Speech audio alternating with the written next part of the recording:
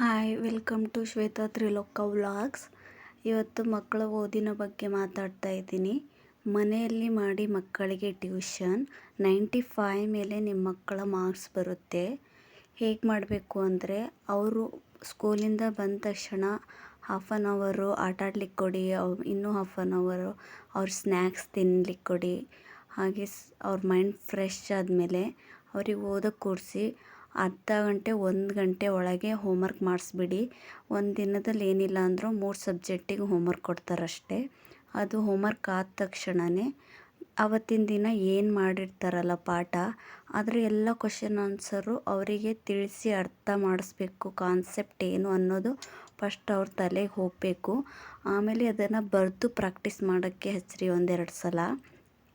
ಹಾಗಾದರೆ ಅವ್ರ ತಲೆಯಲ್ಲಿ ಚೆನ್ನಾಗಿ ಹೋಗುತ್ತೆ, ಮೈಂಡಲ್ಲಿ ಅವರಿಗೆ ಅರ್ಥ ಆಗುತ್ತೆ ಎಲ್ಲದೂ.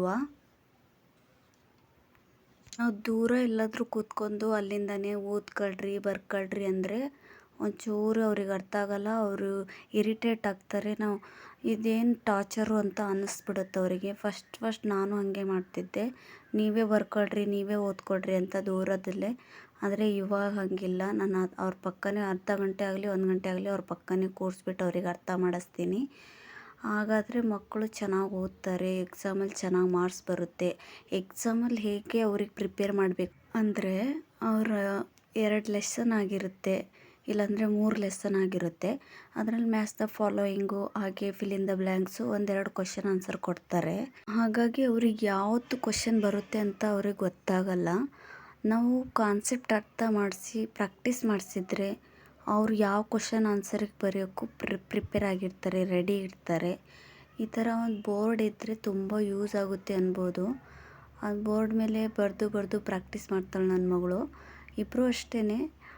ಚಿಕ್ಕವಳು ಸ್ವಲ್ಪ ಇನ್ನೂ ಸಣ್ಣವಳಿದ್ದಾಳೆ, ಸ್ವಲ್ಪ ಇದು ಮಾಡ್ತಾಳೆ. ಆದರೆ ದೊಡ್ಡವಳು ಹಂಗಿಲ್ಲ. 1 ಪೇಜ್ 2 ಪೇಜ್ ಒಂದು ಕ್ವಶನಿಗೆ ಆನ್ಸರ್ ಇದ್ದರೂ ಅದನ್ನು ಅವಳು ಪ್ರಾಕ್ಟೀಸ್ ಮಾಡಿ ಚೆನ್ನಾಗಿ ತಿಳ್ಕೊಂಡು ಬರ್ತಾಳೆ.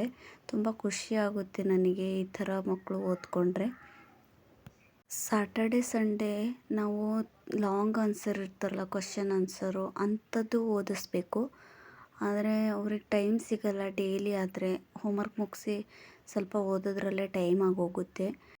ಇಲ್ಲಿಗೆ ಎಂಡ್ ಮಾಡ್ತಾಯಿದ್ದೀನಿ. ಸಬ್ಸ್ಕ್ರೈಬ್ ಮಾಡ್ಕೊಂಡು ನನ್ನ ಚಾನಲ್ ನೋಡಿ. See you next vlog.